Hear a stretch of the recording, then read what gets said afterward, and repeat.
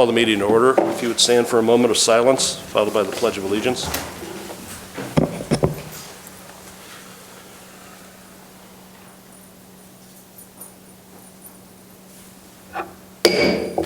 Pledge allegiance to the flag of the United States of America and to the republic for which it stands, one nation, under God, indivisible, with liberty and justice for all.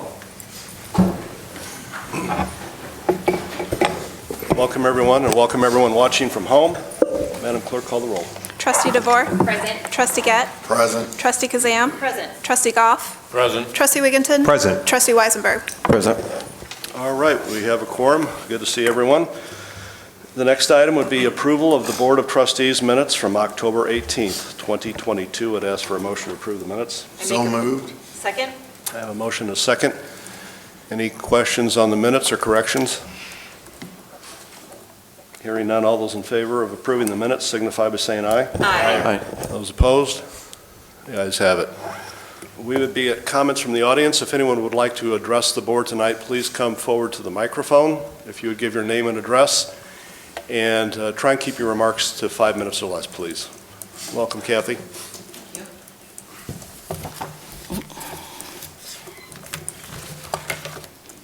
I'm Kathy Stevenson. I live at 4536 North Miller Avenue in Peoria Heights, and I'll try to make my comments brief. So I just want to talk a little bit about the hotel property downtown. And when I look at our thriving downtown, it's really the result of a fortunate lack of development following the Pabst Brewery closing.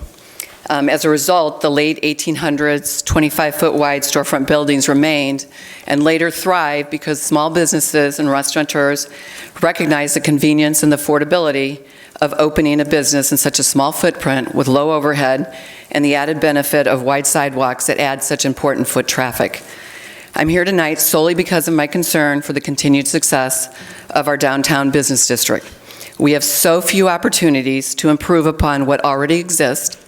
Therefore, it is critical to maximize every opportunity to its fullest and not settle for, and I'm going to quote, "it's better than what is there currently," which was heard repeatedly during the zoning board meeting. Downtown Peoria is a perfect example of what happens when your downtown no longer supports retail and primarily consists of service businesses that do not generate sales tax revenues nor attract people. Our downtown is slowly but surely going down that same path, and you are well aware of the importance of sales tax revenue to our village budget.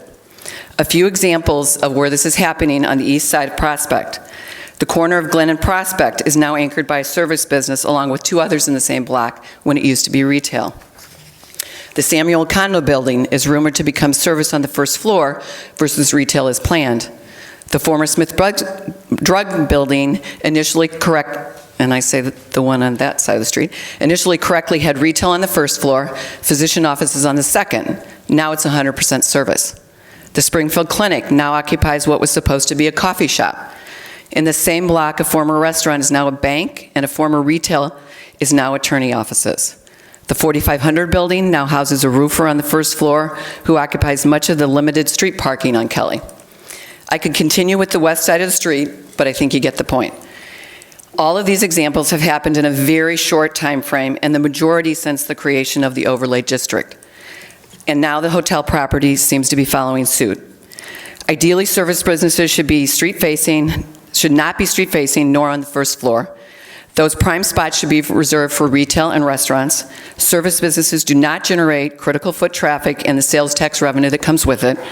In addition, service businesses take up valuable parking spaces and tend to have high turnover of clients that are not there to spend several hours enjoying our downtown.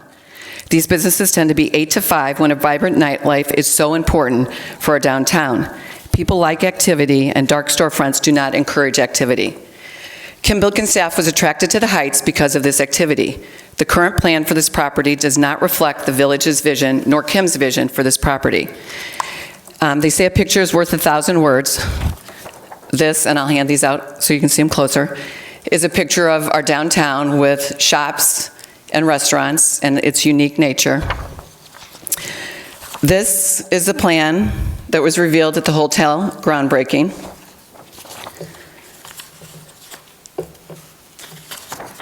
And this is the plan that was shared at the zoning meeting for the current property and the site plan. Clearly, one of these does not fit. When I presented the overlay district to the village board 4 years ago, I advised the board of the importance of hiring a consultant, and there were a couple of follow-ups. Had those happened, I wouldn't be here tonight, because there would be a specific plan in place that would limit where service businesses belonged. And the hotel would have been, that property would have been designated for the hotel. What is built today will be around for our lifetimes and beyond. What seems temporary seldom is. I encourage you to deny this site plan until it meets the criteria our downtown deserves: a hotel with patrons frequenting our retail stores and restaurants. Lastly, I don't believe the ZBA ruled properly. It seemed at least one of the findings of fact failed. I will leave that to the board and the village attorney to determine that. And I'll thank you. I also hate to say that I don't like to speak and run, but we had a family emergency today, and I need to deal with that. So thank you very much. All right, thank you. Anyone else?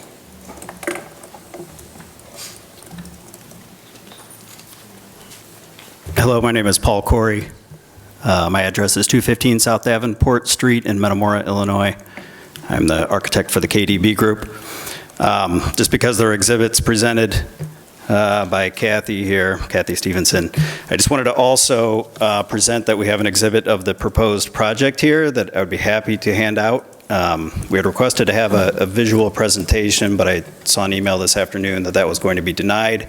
But since during the public forum we're sharing I wouldn't phrase displays, it quite that way, but you know how that I set the agenda and you didn't contact me, so that's the reason for that. Okay, that's not what I was explained in the Yeah, email, you've been but thank you around for here that long enough to know clarification. how things work, I think. Thank you for that clarification. So I have these documents here, again, since we're sharing documents that I think will help provide some additional information beyond what was presented at the zoning meeting. So they're available for the board. Thank you. All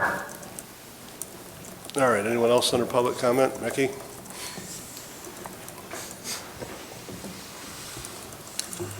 Hello, my name is Mick O'Neill. I live at 1401 East Kelly, and I'm on the zoning board. And I just wanted to mention, which was brought up before, about the vote on the hotel. And there was a problem on the vote on the hotel. The last question for the finding of fact was essentially voted down, but I believe there was some confusion. I'm going to admit, I know there's some confusion on my part, and I voted no for that where I would have voted yes. There was a lot of confusion with the overlay district, and if there was a requirement for an awning over it. And I think that was the confusion where some of the other commissioners felt with that. Now, I can't speak for them, but I know as for myself, I would not have voted no for that simply because of the awning. We did take another vote following that, and it was approved by, I believe, 6-1 that we did want to allow the proposed, or the business in the proposed location. Okay, thank you. Anyone else?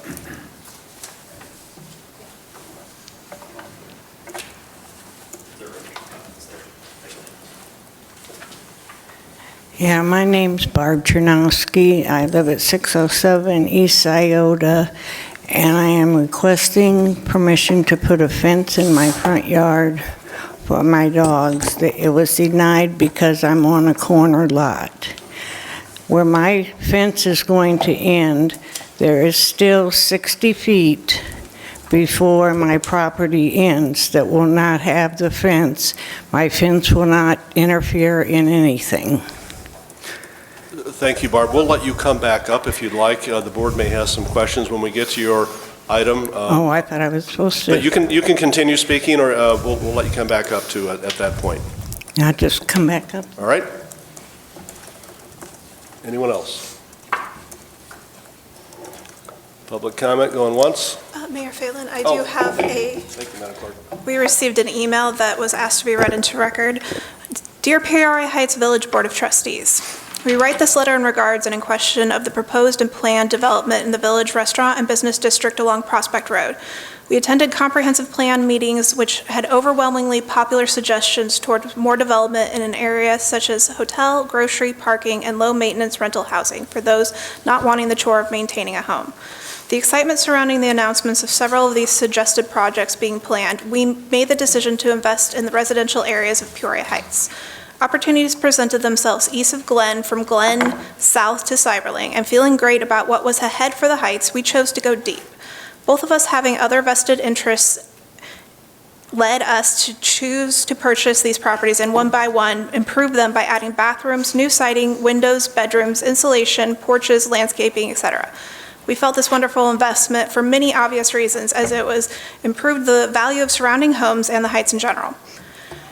At this point, the two of us together have $4.5 million in the homes that we have purchased, renovated, and rented to many professionals whom frequent in the Heights often.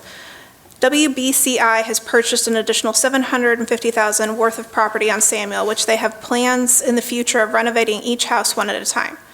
During this time frame, we have not seen any of the promised and announced plans, such as a hotel, etc., and many purchased buildings in the Heights sadly sit empty. We are beginning to worry about the large investment that we have put in this great area, as we had hoped for development to have happened at this point.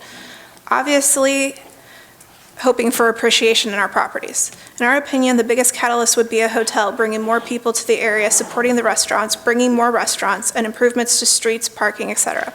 The news of what was to be a hotel is very disappointing, as we've learned that it has been leased to a financial firm.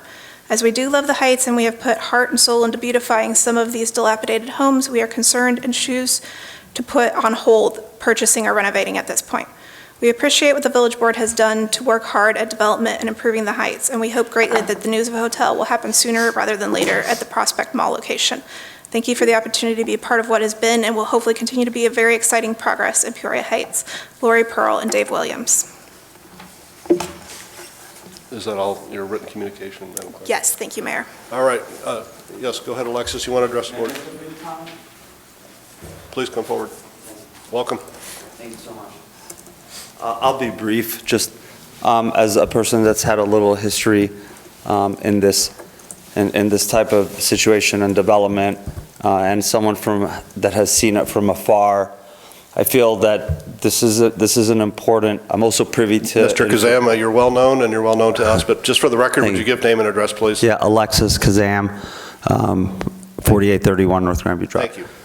I was privy to information on the other side of the equation through a friend of mine that had every intent and wanted to develop a hotel on the site. Obviously, KDB owns the site, and it's their decision as what to do with it. But I wish that a lot of things that have been said have not come true, and we've had prior instances of that before. I don't think it's healthy that a lot of effort and funds are spent on I don't want to call anything a speculation, but at this point, there hasn't been any of the development promised to increase sales tax. That's critical to our livelihood, and decisions need to be made very carefully with these things in mind. I would hope that some talks could happen between the groups before any decisions are made to see if there is a way to get a hotel in there, maybe with everybody involved or not. But it's definitely worthwhile studying.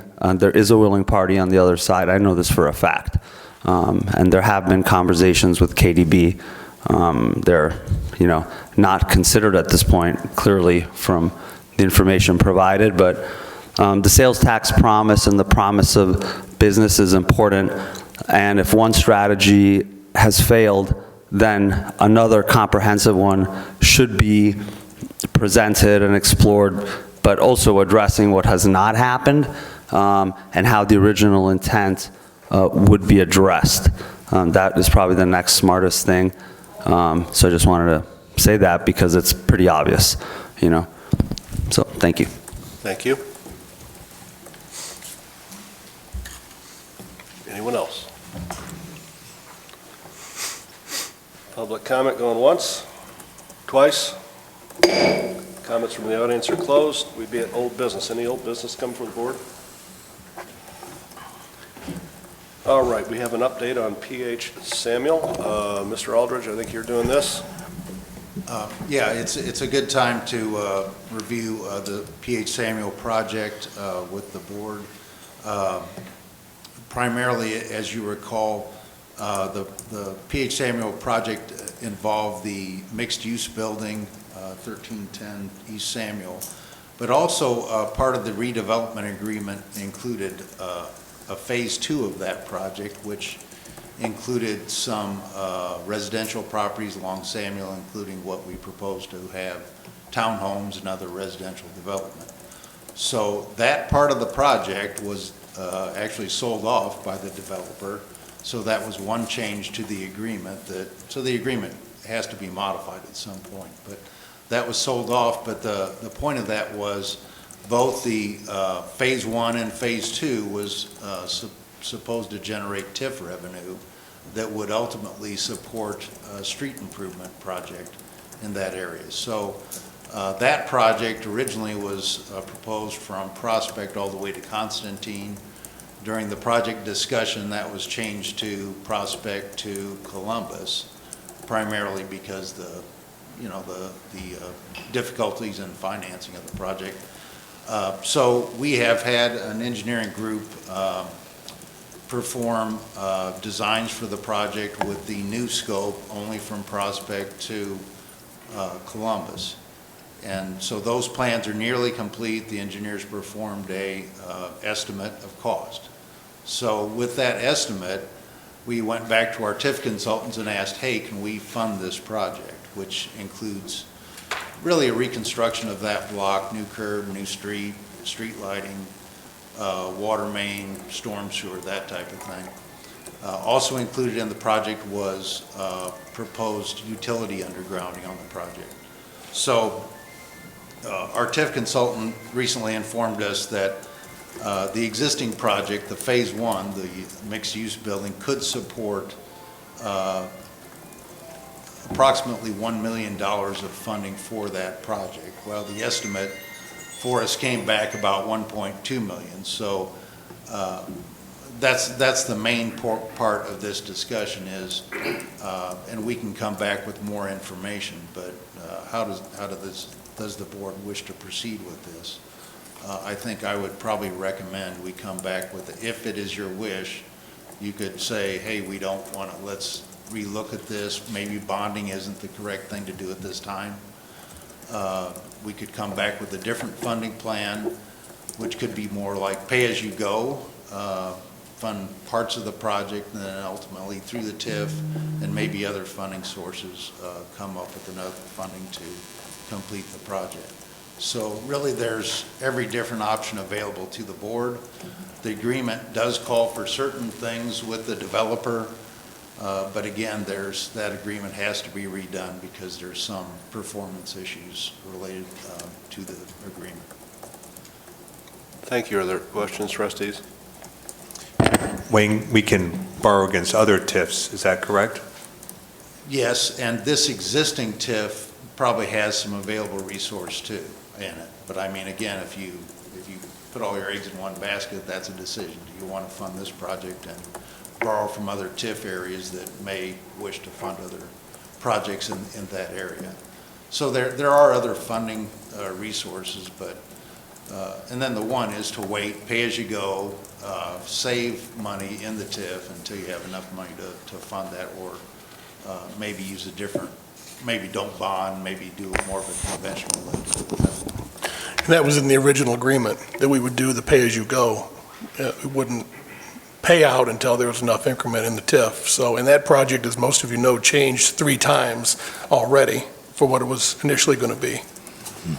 The other thing I failed to mention is this agreement proposed a SSA, a special service area for properties in Phase 1 and Phase 2, which would be another funding source. And the developer was to, agree to participate and support this SSA. So another funding source. SSAs, in my experience, aren't always the easiest thing to get passed. Anyone else? All right, any other old business? Thank you, Wayne. Hearing none, we'll get right into new business. The first is under Administration and Finance, an appeal for a variance application filed by Brad and Barb Chernowski seeking approval of a variance to allow construction of a front yard fence on a corner lot and to locate the fence within the 10-foot setback required by Section 10-4-7D1AB for the property located at 607 East Scioto Avenue. Trustee DeVore would ask for a motion on this. I make a motion to deny the appeal for the variance application. Second? All right, go ahead, Trustee DeVore. So this was brought to the zoning board, and the zoning board in their finding of facts did not find that there was a hardship for this property in order to grant the variance for this fence.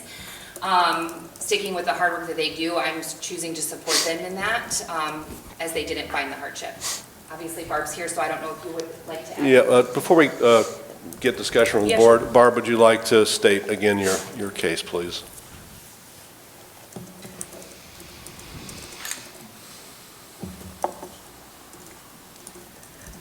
Okay, the reason with the fence is I have two little dogs and I don't walk well. I have trouble with my legs and they get out sometimes.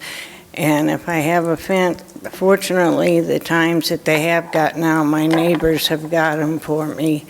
But the fence, I don't understand because it doesn't interfere in anybody or anything. My dogs, the biggest one is like 9 pounds. They're outside to do their business and come right back in. It's not like they're gonna be out barking or. Okay, anything else you'd like to add? All right, well, thank you. We're open for discussion. I have a few questions. Barb, what kind of fence is it? Chain link. Chain link? And it's not going to be, is it going to be in your front yard? Well, when you have a corner lot, when you have a corner lot, they consider, basically, I have a corner lot as well, they consider basically your whole yard, the front yard. So this fence isn't actually going to be in your front yard, right? It's going to be kind of off to the side? No, it's where my house is here. Here's my front door. It's Right. here. But where my house ends, there's 60 feet to my property line. Right. How close is the fence going to be to your mailbox? I think a foot and a half. Foot and a half off. Mm-hmm. Okay. Mayor, looking over the findings from the zoning board, that there was no demonstrable, trying to find the words they use, no demonstrable hardship. I'm having a little trouble with that because when you look at the Peoria County regulations and even our village regulations, it clearly states that all domestic animals must remain on the owner's property at all times unless restrained by a leash, fence, carrier, or cage. So if we accept the idea that a homeowner should be able to put their dog in their front yard, they have two ways they can keep the dog in the front yard to remain compliant with the law. And that's either to put up a fence or to leash the animal. So if we're not allowing them to put a fence, and we're saying that if a homeowner has the right to put their animal in their front yard, then we're saying the animal must be leashed. Well, as all of us know, there are constantly loose dogs running around. So we're not even giving this poor dog a chance, leashing him in the front yard with no fence. So I think there are demonstrable hardships, because if we accept the fact that someone can purchase a house and put their dog in their front yard, then our ordinance is creating a hardship, because how are they supposed to keep the dog safe and on the property, which is required by county law? So I believe there are hardships, because we're saying either put your dog in the front yard, backyard, or don't have a dog, because we don't want it in the front yard. So I believe there are hardships, and I believe that in the absence of repealing the dog must be on your property and on a leash, I think having a fence to keep this dog in the front yard is not unreasonable. So I would hope that the board would at least consider the fact that there are indeed hardships. I would hate for that dog to be on a leash and a stray pit bull runs it down in the front yard. Without a fence, how are you supposed to keep the dog away from it? Okay, well, our zoning code does state that we do not allow a front yard fence unless there's not an ability to have a fence somewhere else. In this particular case, there is the ability for them to have a backyard fence. That's how our zoning is written. So if we continually make variances against what our zoning code states, we're setting a precedence, which is what we've been talking about for weeks on other items. And so if that's something we're gonna allow, then we need to look at what the zoning code states as it is and say that we're gonna allow anybody to have a front yard fence. I would also argue that there's an electric fence. I mean, I too have a very small dog, and we are not allowed front yard fences, and the dog responds well to an electric fence. I realize your argument, Trustee Weisenberg, is that another animal can come into the yard, but, you know, we live, I mean, a hawk could come down and get my dog, you know, so I think that it's something to consider, that there's an electric fence option, and then also the backyard fence option as well. And we discourage chain link fences. That's the other thing that you. And one thing on, and I'm not taking a stance on this issue right now, but I will say, as far as the county is concerned, what the county considers, Peoria Heights is a home rule municipality. So really whatever the county says, that's great for the county. But as in Peoria Heights, it's what our code says that actually goes. So, you know, the county's code deals with unincorporated, and correct me if I'm wrong, but it deals with unincorporated municipalities. Our code trumps that because we are a home rule municipality. So I think that is correct. Okay. Council, would we have to have a conflicting regulation for that to occur? No, we control all the zoning in our community. Just for the record, we do have an ordinance stating that dogs must be leashed. So whether the county or the village ordinance, the dog still has to be leashed. So if we're saying that a dog has to be leashed and or fenced, we're essentially telling this homeowner they can't have their dog in the front yard. I don't think that is the rule of government. I think if you're a homeowner and you have a property and you want to have your dog in the front yard, you should be able to act to control the animal as ordinance requires you to.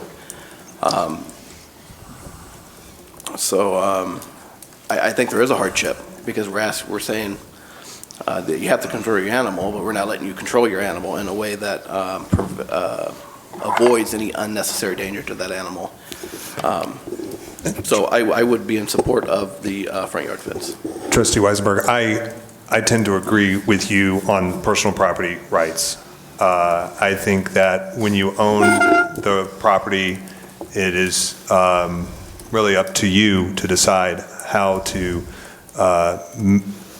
what to do with that piece of property. So I tend to agree with you on that overarching principle.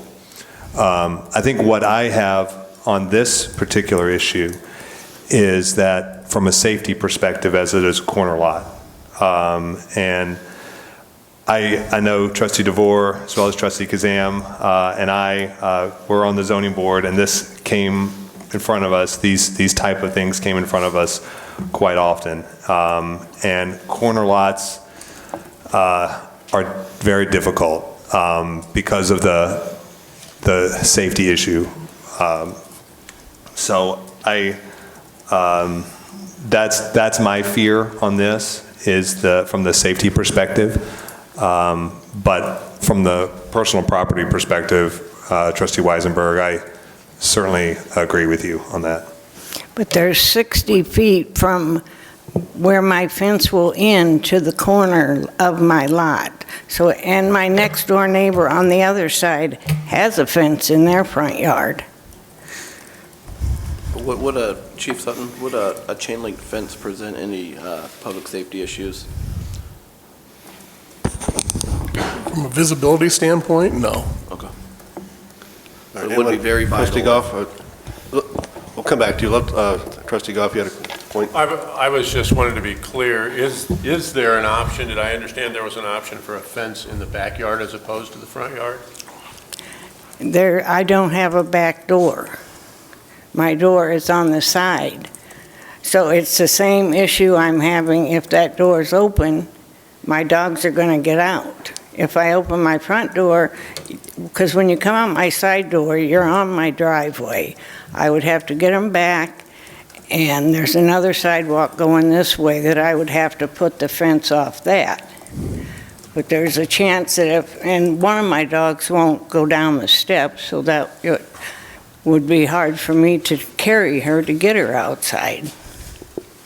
And the front, there's a lot of kids that walk by there when school gets out. I feel safer having my dogs in a fence than on a chain, because the kids want to come and pet my dogs because they're little cute dogs. This way, they can't do this. Yeah, Mayor, looking over the Google Maps of the location, I cannot understand how no hardship it was found. All I see is hardship. So I think it would be prudent for this board to approve the fence. Okay. Anyone else who hasn't spoken? I think we've heard the argument on both sides, so council, since the motion was to deny, if someone wanted to deny, they would vote in the affirmative, correct? Correct. Everyone understand that? If we want to approve it, we vote nay. Correct. Trustee DeVore, since you started, I'll let you have the last word and we'll vote. Anything else? No, I definitely. Okay. Madam Clerk, call the roll. Trustee DeVore? Aye. Trustee Gatt? Nay. Trustee Kazam? Aye. Trustee Goff? Aye. Trustee Wigginton? Aye. Trustee Weisenberg? Nay. The motion The to appeal is deny. denied 4-2, Madam Clerk, is that correct? Correct. All right. Next would be approval of ordinance 2022-1689, an ordinance abating the general obligation taxes levied for the year 2022 to pay debt service on taxable general obligation bonds, Series 2022, of the Village of Peoria Heights. Trustee DeVore, I'd ask for a motion to approve that. I make a motion to approve ordinance 2022-1689. Is there a second? Second? All right. Go ahead, Trustee DeVore. Okay, so these next two ordinances kind of go together. We do these every year as an obligation for the bonds that we have. This is saying that we are going, we're just gonna go to pay those bonds from the tax dollars, is what the first one is. This has to do with the Treskers building and the redevelopment agreement that we have with them that was set up. Questions? I think this issue came up last year, if I'm not correct. We do this every year. Annually. And I want to applaud the board and as well as administration on taking quick action last year to renegotiate the rate on these bonds. I think we have seen drastic action taken by the Federal Reserve that has raised the interest rates in order to slow down this economy and try to reduce inflation.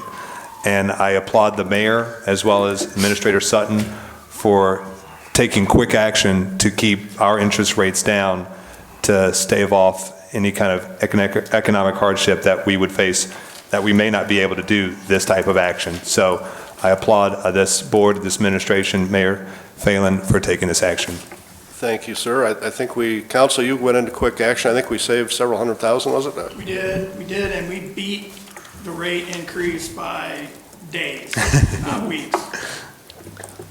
All right, anyone else? Madam Clerk, call the roll. Trustee DeVore? Aye. Trustee Gatt? Aye. Trustee Kazam? Aye. Trustee Goff? Aye. Trustee Wigginton? Aye. Trustee Weisenberg? Aye. That passes. Next, approval of ordinance 2022-1690, an ordinance abating special service area number 1 taxes for the year 2022 to pay debt service on taxable general obligation bonds, Series 2022 of the Village of Peoria Heights. Trustee DeVore would ask for a motion to approve. Make a motion to approve ordinance 2022-1690. A second? Second? Thank you. Go right ahead. This is it's just another part of the same thing. I don't know that there's a different explanation for this one. Council, do you have anything to add? There are two different forms of bonding, so we need two separate ordinances Correct. to obey. But it's the same. It's the same project. Yep. Correct. All right, any questions? Discussion? Madam Clerk?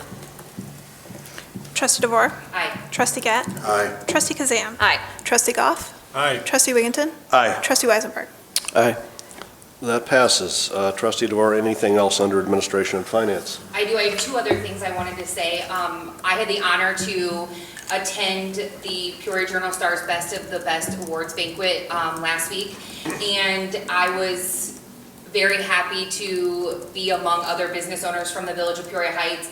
And I just wanted to, congratulate some of our businesses that did win in their category. And so Tresker's won, Leaves and Beans, So Chic Boutique, Allwyn & Sons, Sherman's, D's Paint and Body, and DLD VIP all won in their categories. So hats off to them. I think that's great. So we did have a lot of businesses that took the lead in that last week.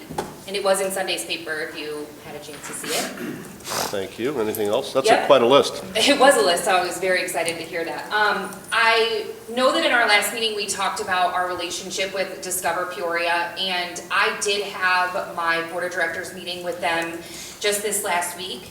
So even though I was appointed to the board of directors, now that we have been with them a year, they did officially pass into their bylaws that the Village of Peoria Heights does have a seat on their board of directors. And then also, I don't know if anyone saw in the paper, but we are going to have a figure skating championship here. It's called the U.S. Synchro Figure Skating. I believe this is an Olympic qualifier. And a lot of you asked me, if I felt like the relationship with Discover Peoria was worth the money that we are spending on it. And I just want to remind everyone that when we did enter into these agreements with Discover Peoria, it was because we did, plan on a lot of development happening here that they could really benefit with us. So I just would like to point out that for this 3-day weekend of this U.S. figure skating, Discover Peoria has already guaranteed 4,610 hotel rooms booked. Also, just in the communities that Discover Peoria has riparian partners, they are already estimating for that 3-day weekend that the tax revenue just in the communities with riparian partners is going to be over $450,000 for 3 days. So with this partnership with them, if we had a hotel, we would have been booked too, because they're going to book things inside that market. So something we do need to consider when you guys are asking me on if I feel like it is worth it is if that is not going to move forward, then maybe that's something we have to think about too. Thank you for those updates. Anything else? Nope, that's all. Okay, let's move on to economic and community development. First piece of business is approval of ordinance 2022-1688 and ordinance amending Title 10, Chapter 2, Section 1 of the Village Code of the Village of Peoria Heights regarding the definition of massage and massage therapy services. Trustee Kazam, I'd ask for a motion to approve. I make a motion to approve. A second, please. Second. Go ahead, Trustee Kazam. So this is really just a updating of an ordinance that was written probably in the 1970s, defining what a massage parlor looks like. And at that time, there really wasn't a profession that was categorized as a professional licensed massage therapist. So we have businesses that would like to come here to the Village of Peoria Heights, and because of the antiquated and the fact that we haven't updated this particular ordinance, it's not allowed in our ordinance. So we just need to include professionally licensed massage therapist in our ordinance. And this originated because you and I met with a person who's interested in opening a massage therapy business here in the village. That's correct. Okay. Is there anything Comments you or wanna add, questions? Council? No, it's a zoning amendment that allows for massage therapy businesses to be conducted as long as all of the massage therapists hold a valid current state of Illinois license. So nobody affiliated with the business can conduct any massage services unless they actually hold a license. And question, Council, do you have to be certified in the state of Illinois to be a massage therapist? You do, but there are several exceptions that would take too long to get into, but we're trying to close that loop. So there are exceptions, Asian massage, there are such exceptions built into the statute, but generally, you do have to have a license. But we want to make it clear, it doesn't apply to those you just described. Correct. We're carving out all of the exceptions still and saying only if you have an actual valid Illinois license. Are there existing businesses that operate with the benefit of a exception, and are there any plans to grandfather any of those businesses, if there are any, into this ordinance? Since it's a zoning ordinance, anybody that's in business already is going to be in compliance with zoning. The exceptions include physicians, nurses, other medical license holders, chiropractors, podiatrists, and so forth. It's hard to say if we have any doctors or nurses or podiatrists that provide what technically might fall under the definition of massage therapy services, but they would all be part of this exception already. We're adding to that list of folks who are permitted to do this in any business district, so that in addition to the physicians, nurses, podiatrists, and so on, we're adding licensed massage therapists to that list. So just by the nature of being a zoning ordinance, all other existing businesses are grandfathered in? Yes. Yeah, we're not excluding anybody. We're just adding to the list of folks that can conduct this in our appropriate, business districts. Understood. Thank you. Anyone else? If you're ready for the question, Madam Clerk, call the roll. Trustee DeVore? Aye. Trustee Gett? Aye. Trustee Kazam? Aye. Trustee Goff? Aye. Trustee Wigginton? Aye. Trustee Weisenberg? Aye. All right, that passes. Next is review and determination of a site plan application filed by KDB Group LLC seeking approval of a site plan for the development of office space for the property located at 4615 North Prospect Road, which property is currently zoned B1. Trustee Kazam, I'd ask for a motion. I make a motion to approve. Second. So as we know, this issue was heard at the Zoning Board of Appeals on October 17th. We have 7 findings of fact in our zoning findings. And in this case, the board voted favorably on the first 5. The 6th was not applicable, and the 7th was voted unfavorably on. So because the village code requires a favorable finding on all 7 standards, the ZBA recommendation was against approval technically for this particular meeting. It's my opinion that I would like to uphold the zoning board's finding of facts and their recommendation. I don't see any reason to vote against the ZBA in this particular instance. I'd also like to add that the village has been working with the KDB Group for 4 years. They became a major stakeholder in our community when they purchased multiple properties in the community and stated their interest in developing these properties with the express outcome of increased sales tax revenue, tourism revenue, and specifically the building of a hotel. This was all documented by a groundbreaking ceremony at the request of Mr. Blickenstaff. Over the past 4 years, the KDB Group has been very involved in the future development of the village, and that has been seen through their participation in multiple planning meetings and economic development meetings. And with their knowledge, input, and promises to the village, we invested tens of thousands of dollars in a comprehensive plan to create a roadmap of development to achieve this joint vision. The vision was to create a retail corridor from Glen to Lake, and the planned location for the hotel, and still is, the Prospect Mall. It has been with the KDB's intense participation and encouragement that the village embarked on the creation of an overlay district, as Mrs. Stevenson referred to earlier in the meeting, which is a district which the Prospect Mall sits in this district. This district has the purpose to attract retail and dining businesses. As we've seen very little movement over the past few years and development from the KDB Group in this area, our office began working very closely with them to try to offer different incentives, such as TIF incentives, to entice the building of a hotel. We also have had multiple meetings on trying to find a partnership and potential purchaser for the property. All of those offers have not been accepted. So it is with this in mind that I vote to, my feeling is that we should uphold the zoning board, yes. Before you go any further, council, after hearing trustee Kazam's remarks, should her motion be to deny the site plan? I know there's some Yeah, it is very confusing, Mayor, and I would like to clarify. I think I know what trustee Kazam meant. It's on the agenda tonight for the village board. It passes finally on every zoning recommendation for site plan approval or denial. It's ultimately up to the village board, so it's up tonight for you as trustees to either approve the site plan or deny the site plan, considering all of the facts, including the zoning board recommendation.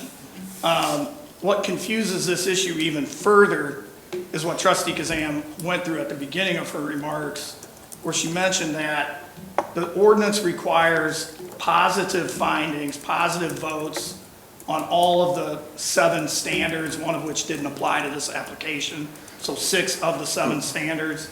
And the zoning board specifically voted against a finding, against a favorable finding on the 7th standard. The board then turned around and voted to approve the site plan, which technically is contrary to our ordinance that requires positive findings on all 7 standards. So it comes to this board after a ZBA vote to approve the site plan in the face of a specific finding against being able to approve the site plan. So under our ordinance, it's technically from the ZBA a recommendation to not approve the site plan. At that meeting, I let the ZBA, it wasn't my place to interfere. The vote took place, and I think this board benefits from all of that information, including their findings and the ultimate vote. But at this point, it's in your hands to either approve or deny the site plan. So I just ask you again, and thank you for that. After hearing the chairman of Economic and Community Development's comments, not wanting to approve the site plan, is her motion correct, or should it be to deny? Are you comfortable with the motion? I believe her motion was to approve the ZBA recommendation. And that is? That's confusing because the ZBA recommendation is to approve the site. Well, I'm trying to avoid all confusion, so. Correct. Well, couldn't we just I think that, vote against it? Just say what's that? nay? Couldn't she just say, when it comes to her chance to vote, just say nay instead of aye? Because she made a motion to approve it. That motion is on the floor. And instead of going through the thing of adjusting everything, we could just do the vote, and if people don't want to approve it, they can vote nay. I'm trying to help the chair of economic development, so she would be able to withdraw that motion and make a motion to deny. Would you rather have that, or would you rather leave it the way it is? I would rather have, the motion is on the floor, and I would rather have it voted on as presented. It was presented as a motion to approve the ZBA's recommendation, and in my opinion, the ZBA recommendation, even though it's contrary to our ordinance, Was to deny. was to approve Okay, the so- site plan. So if you do not want to approve the site plan, you would vote no on this motion. All right, and the motion you're comfortable with and is correct? Correct. All right. Before we go to the trustees, I'd ask if the applicants for the site plan would like to make any comments to the board. I'd ask you to, I'd like to make some, please. Those remarks, I believe, should be based on the finding of fact. Are you agree with that, counsel? Yes. We don't want to introduce any new evidence tonight? Correct. It's not a public hearing. Greg Berkland, President and CEO of the KDB Group.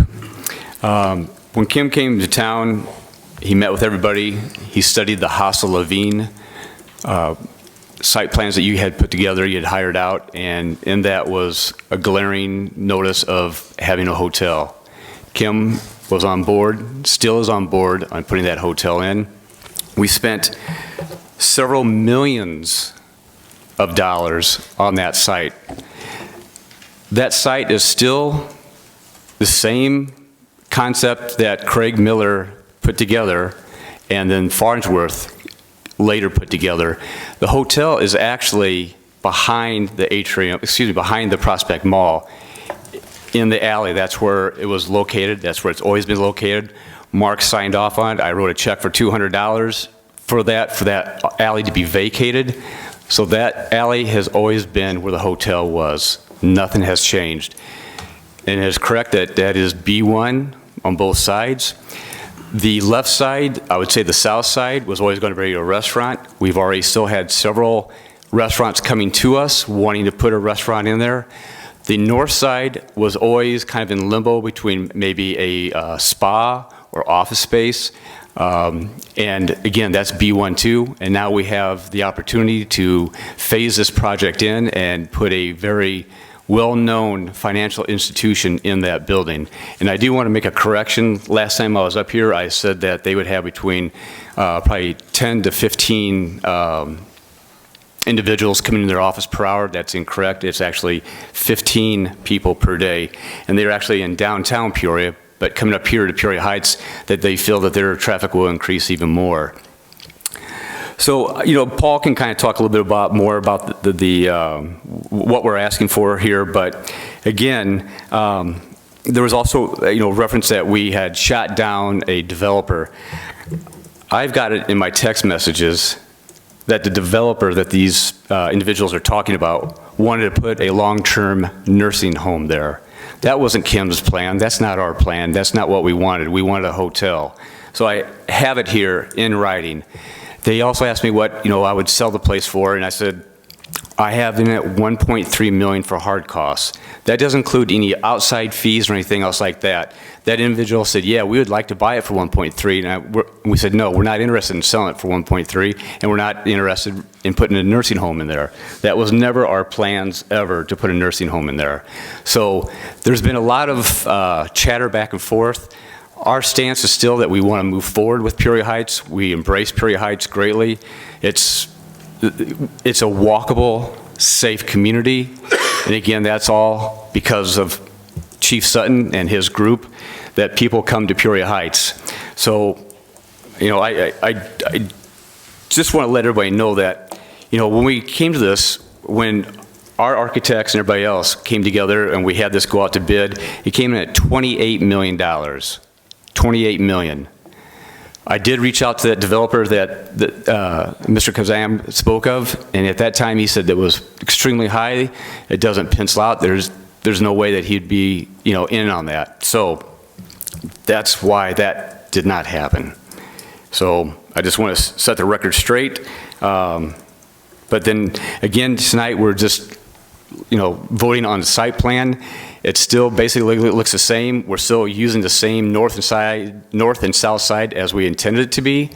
That has not changed. The only thing that's going to be different, as you can see in these pictures, is that we will not have a atrium going over the top of it like we did before, trying to reduce costs.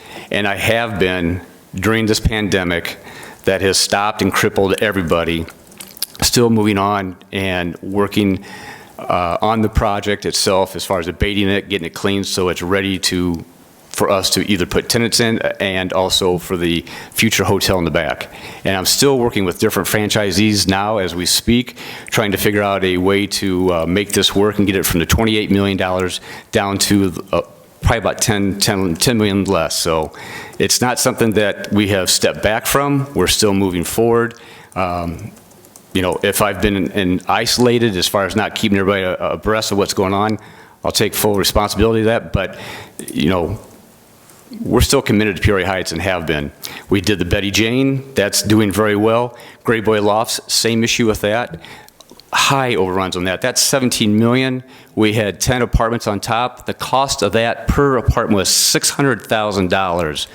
And Katie Kim still has projects over here that are $300,000 to $350,000 that aren't moving. There's no way that Peoria or Peoria Heights would have supported a $600,000 apartment there. So that project is still being looked at and still trying to figure out how we can maybe put apartments up there. First floor is still mixed use. That has not changed. We do have a signed agreement with a tenant that wants to bring brewing back to Peoria Heights, which is phenomenal. But I'll get off my my podium here, but thank you very much for your time and listening to Paul and what he has to say. Thank you.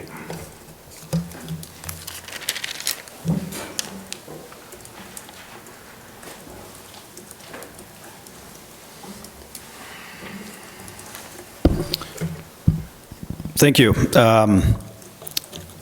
So as I understand, the motion tonight is to review and to approve the site plan for the building.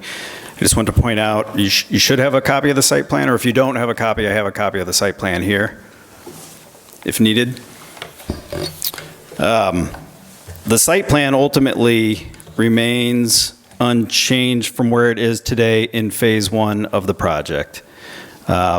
There have been plans in the works for phasing the project that was caused by the pandemic and the basically decimation of the hospitality industry.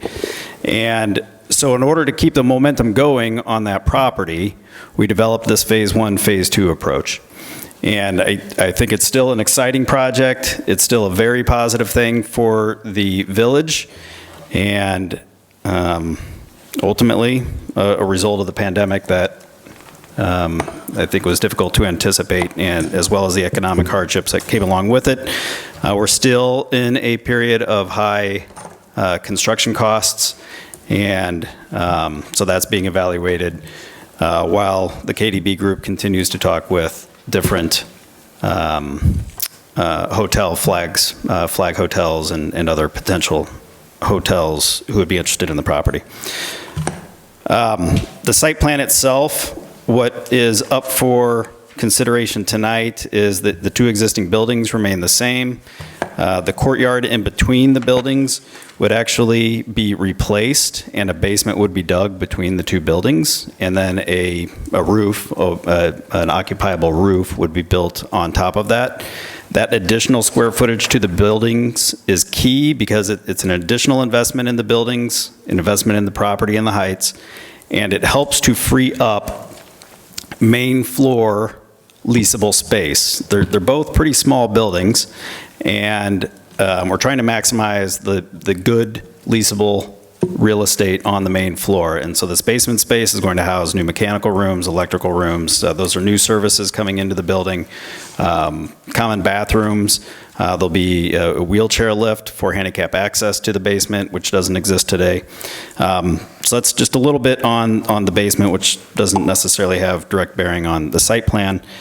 But as far as that courtyard space, we are paying homage to Doyle's original plan of having it's called a mall. I mean, this is a precursor to the movement of malls, and it is, I believe, a unique attribute to the Heights. During the comprehensive plan, we talked about keeping the eclectic feel, and I think that building in itself, the way it's oriented and structured, is part of that eclectic feel. So we're creating basically a public outdoor space. Again, another kind of a fallout from the pandemic, this reimagining of how people can occupy outdoor spaces. And so we're creating this vibrant courtyard space between the buildings with the anticipation that it would be used as an outdoor dining space for a restaurant in the south building. Also, from a site plan standpoint, the existing stairs, the exterior stairs, will be replaced. They're dilapidated today. The courtyard itself is dilapidated today. There's actually a step up from the main walkway up into the buildings today, which does not meet current handicap accessibility codes.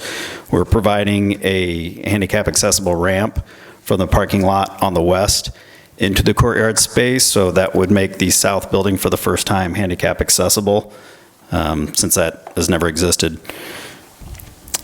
And that's the crux of the first phase. You can see if you're reviewing the documents that were handed out. The second phase is to basically to decouple the hotel building from the two existing buildings and continue to use the alley as a main drop-off. And in effect, the original concept of looking between the two existing Prospect Mall buildings at the entrance to the hotel as an access point and an accent feature remains.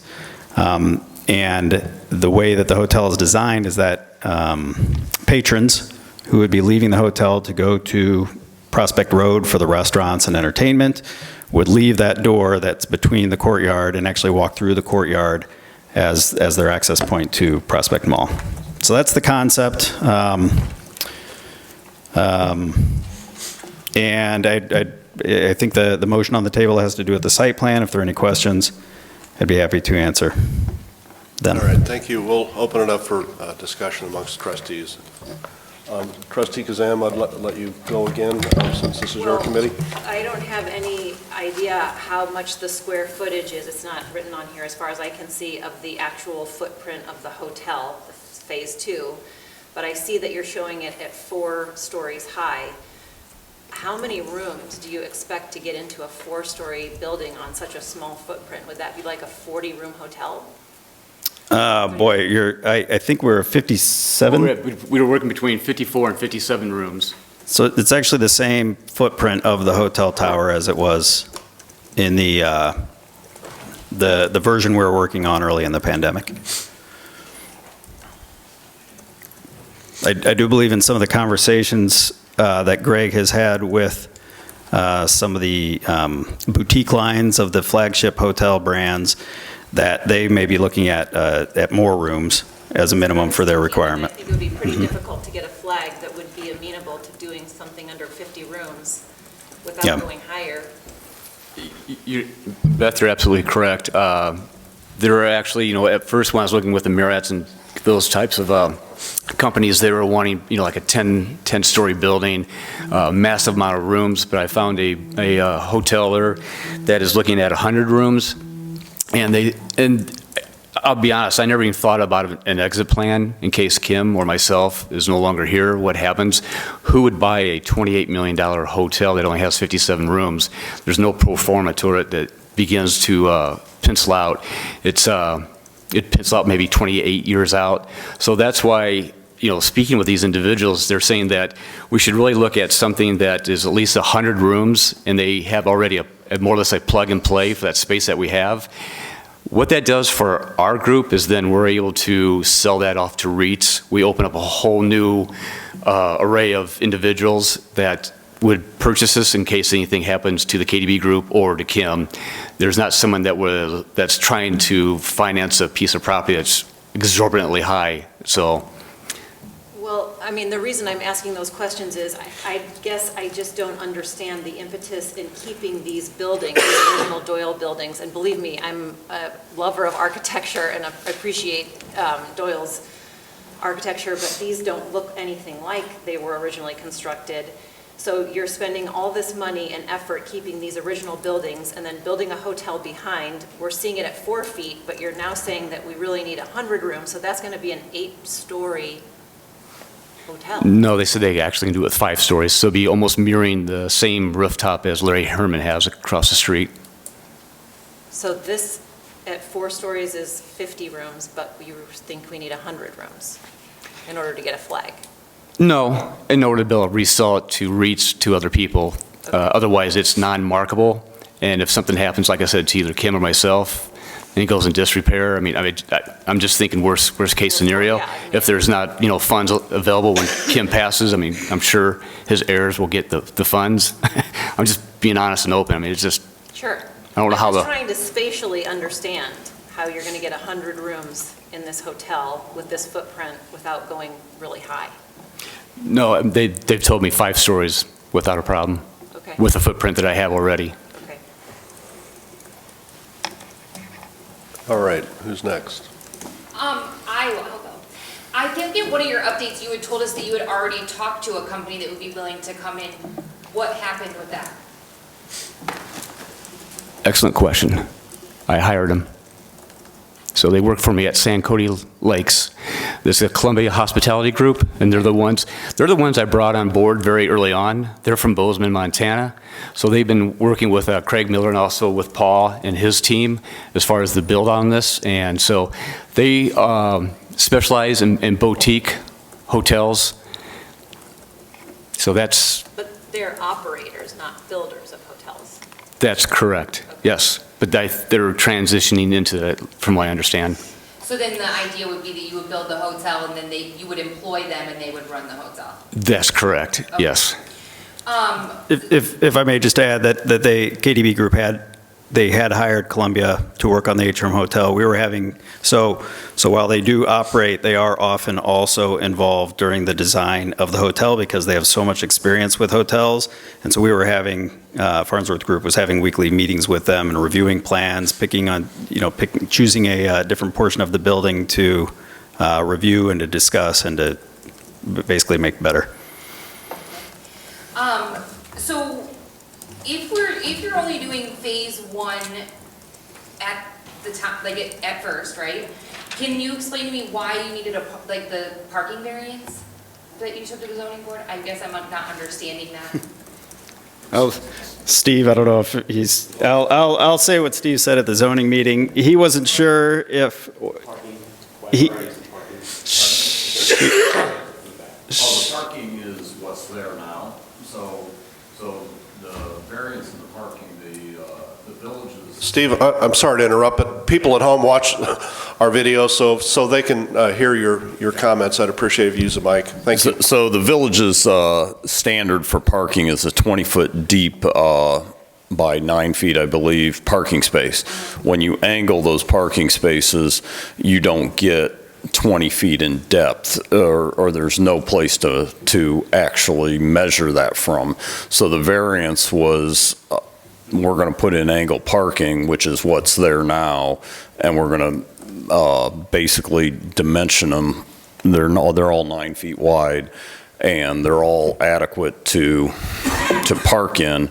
We just don't meet that 20-foot dimension because they're at an angle. Okay, so how deep are they gonna be? Well, they're 24 feet on the angle. Okay.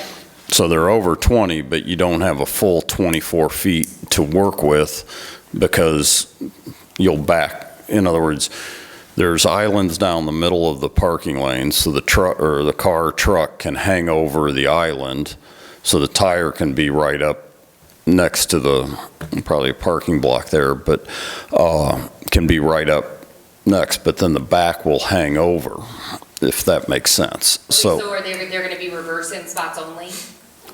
They're going to be one direction each way. Okay, but you're saying the back is going to hang over the parking block, so Or the front would hang over the parking block, but there's no car in front of it because there's islands in between the parking spaces. Okay.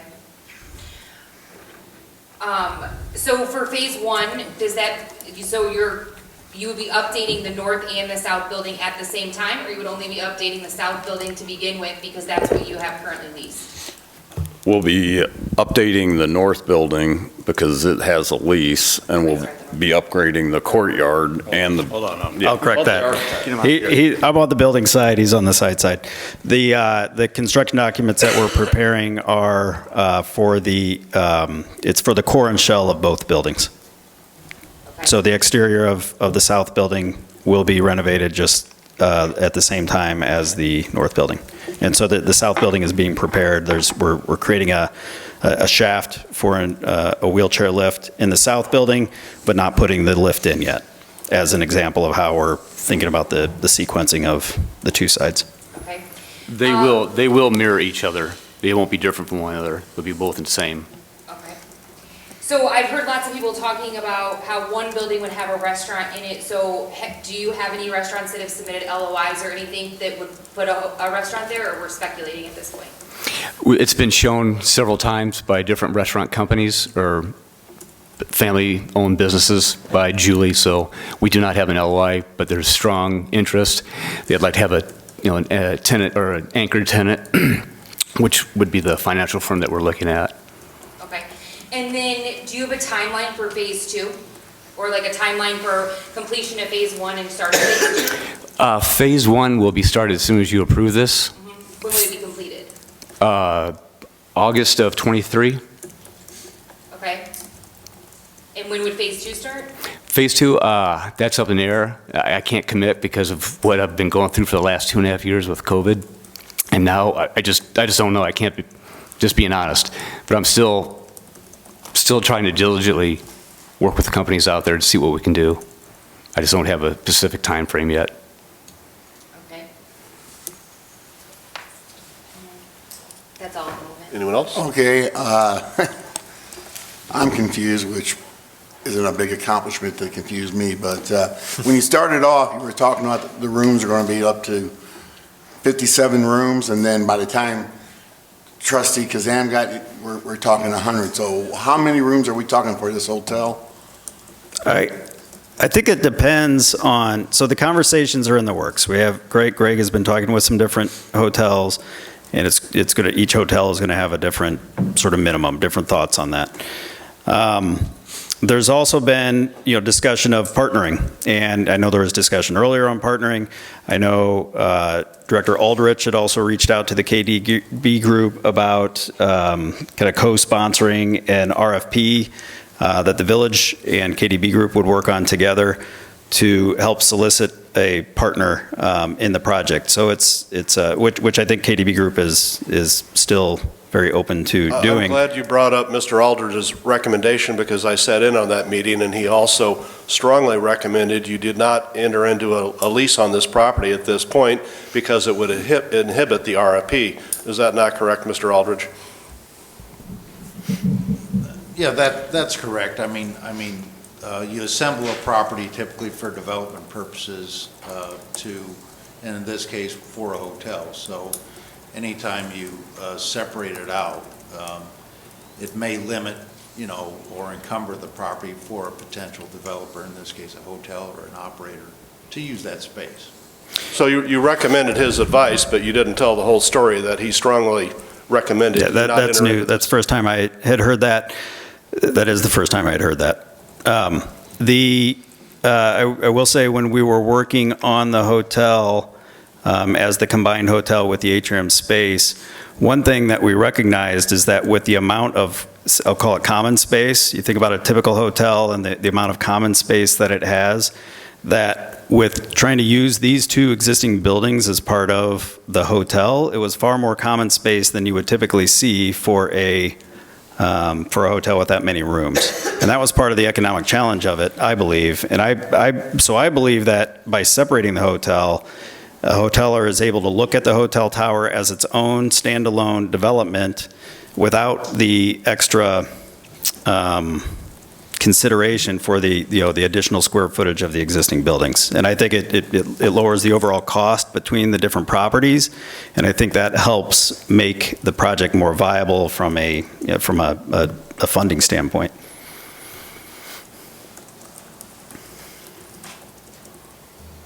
Anyone else? I have a couple of questions. So the parking variance that Trustee DeVore had mentioned, you said it was necessary because you need to have enough feet to work with in that. Now, my understanding is that KDB Group owns quite a considerable amount of parking around this area. They've purchased things, they've had churches and vacated alleys. So why again was the variance necessary for that parking? I think I'm going to summarize the engineer's words, and I think he was seeing a very kind of specific technicality that basically, my understanding is your ordinances don't address diagonal parking. Okay. Is that a fair summary? And you were worried about running out of space? Yeah, we didn't even know if we needed that. All we're doing is restriping the parking lot the way that the parking lot behind the two office buildings where the hotel would stay, in the exact same manner that they are right now. And there's a diagonal parking, there's no way that addresses the city code of where is that 20 feet measured from. And so even in the hearing, we weren't even sure we needed the variance, but that always comes up, so we requested it. So we're putting the parking right back where it was. We're not changing drive lanes, we're not changing anything. We're putting the parking right back where it is, and it's operating right now behind the offices. Okay. So I would say the variance was just a technicality that we were requesting it in case we needed it. Sure. And so with this site plan that I'm seeing here for Phase 1, what I'm seeing on the cover of the handout today is what I can anticipate seeing, maybe with the exception of what I see on the horizon as a Phase 2. But what I see as far as Phase 1 is what I can expect to see in August of 2023. Correct. That's when the core and shell would be turned over to a tenant to be able to build out their space. Okay. But that would be the completion of the.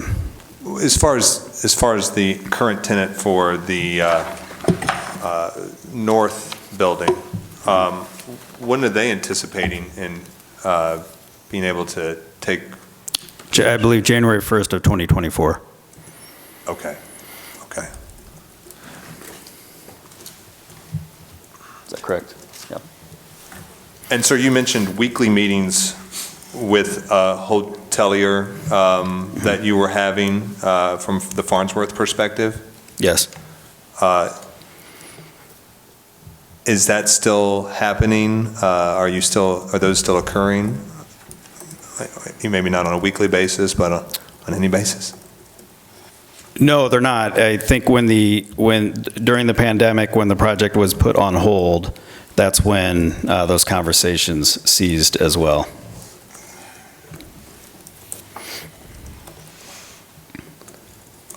Mark, from a council perspective, so the motion on the floor that we have presently is a motion to approve the recommendation of the zoning board.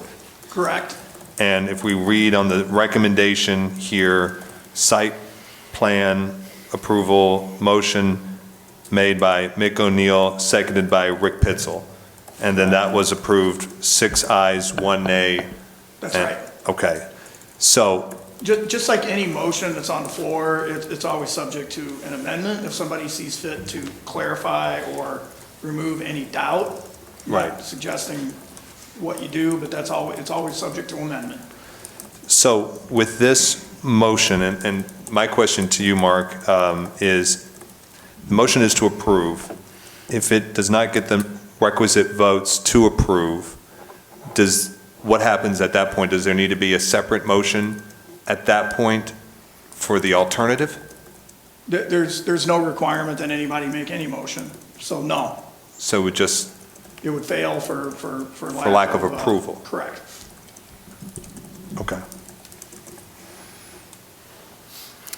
If it's not approved, will there be a reason provided as to why it's not approved? Well, the zoning board has already found its finding of facts, but let me take a shot at it since you asked. I don't normally get into the dialogue, but I think I'm going to tonight, even though I don't get a vote on this unless there's a tie.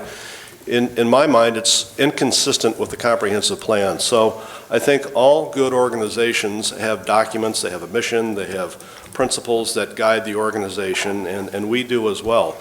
We spent almost $100,000 on a comprehensive plan where we engaged stakeholders at every level in the community, including the KDB group, who had a seat at the table in all the discussions. And so part of that comprehensive plan spent a lot of time talking about our downtown and Prospect. And at that time, those plans had already been announced by KDB for a hotel, for loft apartments, and lots of other land that they own.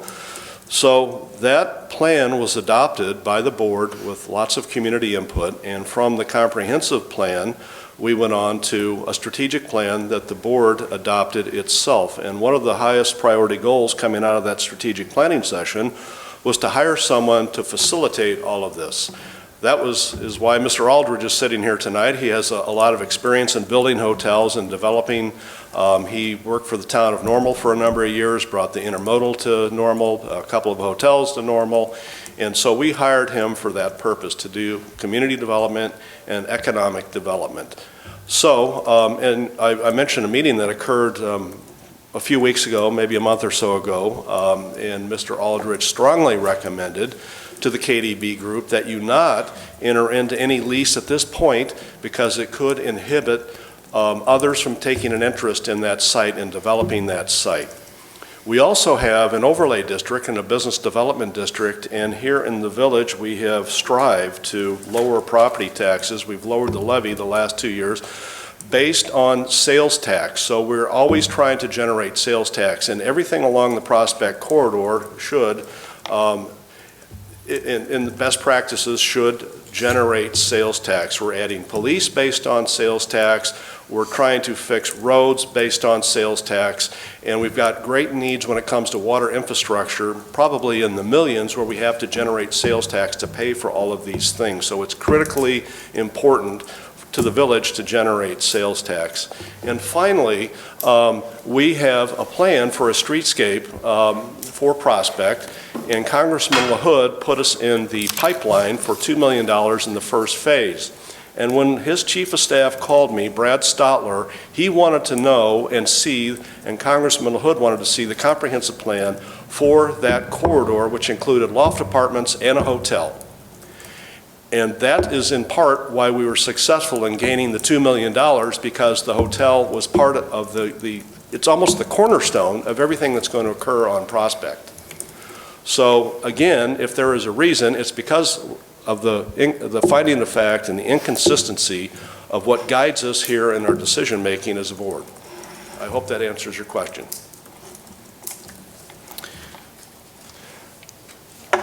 So I don't know if this is the forum or not to debate the points of the comprehensive plan related to the project. I believe that the project does support the intent of the comprehensive plan. The retail, I believe this, as far as the retail, I know there's a retail zoning that is south of the trail, and then, but this project is in the B1 zoning area, the central business district. So that's what I'm asking about. Is there something with the zoning that is incorrect that this project doesn't match up with? Well, I thought I answered that, but I'll let maybe someone else take a shot at it. Well, I don't know if I can, I don't know if I even want to do that right now. But what I will say is I have been a vocal opponent of, when it comes to specifically BDD funds being used for non-sales tax, non-contributing BDD business development district requests. So we have in the Heights, the businesses that contribute to the BDD are those who have sales taxes. And however, it's been the board's decision to instead offer BDD funds to all people that find themselves within that district. The reason being is because what I've been told is a rising tide lifts all boats. So I think that the question is whether the status quo, which is a vacant couple of buildings with a lot behind it, slowly depreciating, is a rising tide. I think that a development could be helpful in this area as a generator of potential growth. The problem is we've had a discussion already today about private property interests. We had a lady come who wanted to build a fence on her yard. And Trustee Weisenberg and I had a discussion about private property and how the rights of a private property holder are so important. Now, the reason I couldn't support that fence being placed there was I was concerned about a safety issue, about people not being able to see around that fence on a corner lot. But here, we're not talking about a fence, we're talking about economic growth in the middle of a busy downtown district, where we have a development of two vacant, slowly like I said, depreciating buildings that nothing's happening on. And what is the alternative? The alternative is status quo. Nothing continues to happen on them. They sit there. If what we heard tonight is true, and people have come to KDB Group with an offer to purchase, and they haven't sold, well, then we will continue to have the status quo. Nothing happens. Those buildings remain vacant. I don't think this forecloses a hotel. I don't think that this forecloses phase 2. I think that we have the opportunity to continue to see economic development here in the Heights with the north and south buildings being developed with whatever tenant they can bring in. Because what I've been told about the BDD before, these people work in the Heights, these people eat in the Heights, these people, do business in the Heights. That's why we give them, when they want to sign, $10,000. But these, and I guess I should also say on government money, I look for a way to tie a nexus to these people. I look for a way to find an opportunity where we can say, hey, you took some government money here. We can hold your feet to the fire. They didn't. They didn't take a dime of TIF funding, BD funding, economic development funds. They didn't take anything. I looked at what we had written down in writing on various ordinances. Specifically, we brought up the Gray Boy buildings. I requested today to see ordinance 2019-1581, which was a sale of 1414 and 1426 North Prospect Road to KDB Group. And I couldn't find it anywhere in this ordinance that they needed to build those lofts. There was one condition listed, and that time has passed. So I've looked to hold their feet to the fire, and what I see with this is I see economic development. I do not see a foreclosure of a hotel to go on that spot. I do see continuing opportunities and a continuing partner and a willing partner in the development of the Heights. So I will be voting in favor of this ordinance tonight. Anyone else? Just a few things. So the zoning board, I'm a little confused. So the zoning board voted to approve the site plan. One of the five Yes. But they did that in the face of voting against one of the required criteria. I understand that, but they voted to approve it. They did. Okay. That's what leads to all the confusion. Right, so they did vote to approve it. So this has been cleared by the ZBA, the site plan. That's right? Their vote was to approve, but under our ordinance, they didn't meet the criteria to approve. So it was a vote that was contrary to the requirements of the ordinance. I understand that, but Okay. I guess the vote is all that matters, so that, right? So they did vote to approve it. I think we have to adhere to our ordinance. So if that's true, council, then they should, if we're adhering to our ordinance, then KDB Group should be here to appeal the actions of the zoning board. The way the ordinance works, no matter what the ZBA recommends, approve or deny, it comes to the village board Okay. for final say. And it's an advisory body. Yeah, the ZBA is just purely advisory. They say thumbs up, thumbs down, as a recommendation to this body, but every case in a special use or a site plan, not variances, special use and site plan, Right. which we treat with the same criteria, comes to this body for final. As an advisory opinion. So their advisory opinion, regardless of the bureaucratic things that they did, their advisory opinion at the end of this document that's in our board was to approve. Correct. Okay. With a specific finding, no, I just have to paint this caveat, with a specific finding against one of the required standards under the ordinance. Right. So that's again, the disconnect. And we heard in public comment tonight that one of the commissioners on the zoning board who voted on that caveat against, the Commissioner O'Neill was the one that made the motion to approve the. He did, that's, yes. Okay. So here we have a situation where we're discussing a site plan approval that was both approved and denied at the same meeting. Essentially. Yes. The vote was It's clear for as mud. approval, but in effect, it was a denial. Correct. It's clear as mud. And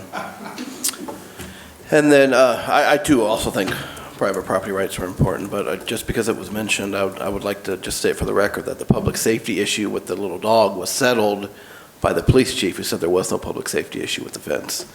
And Trustee Wigington voted against the fence. Just because it was mentioned, I just want to throw that out there. So I'm a little confused on the whole vote with the ZBA. I don't understand how it could be approved and denied at the same meeting. And I don't know what we can do here if we vote to deny the site plan, then we're voting against what the ZBA recommended with their vote. Correct. Interesting. Okay. I would like to make a comment and address some of what Trustee Wigington said.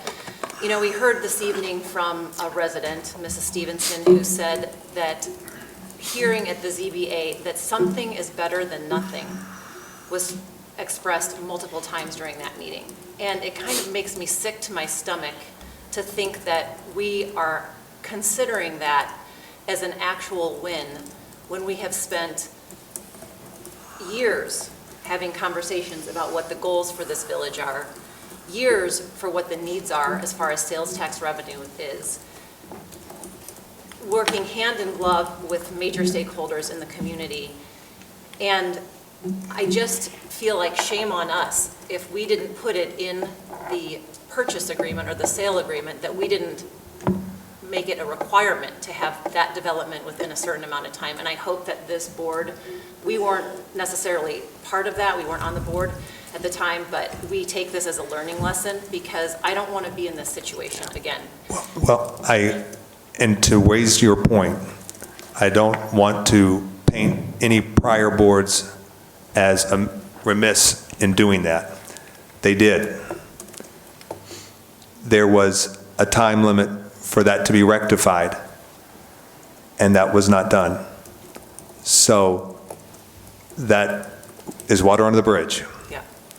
But the prior boards were not remiss in doing that. That they did. Under our watch is what you're saying. There was just no,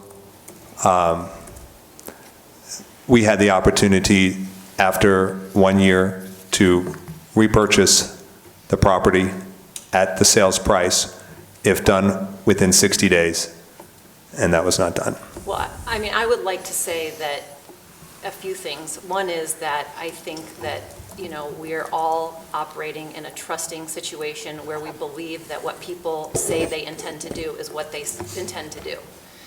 But in my opinion, the decisions that have been made about this particular property do not reflect that. And I have, unfortunately, a doubt that this hotel is ever going to get built, because I think that the decisions, hotels are challenging regardless. I mean, it is not easy. I'm not a hotelier, you know, I've never built a hotel, but they're challenging in any community and under any environment.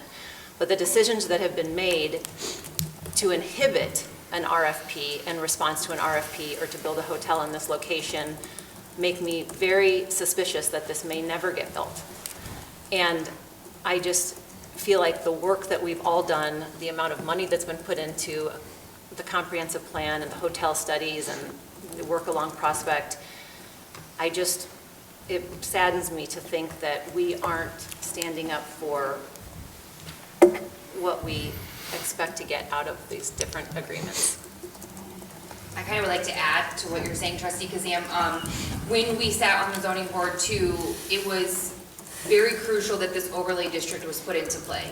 We had the small towns event here. This village paid for this small towns event to come here where Mr. Blick and staff talked. You know, Kathy Stevenson and the board at that time put in a lot of work on this overlay district.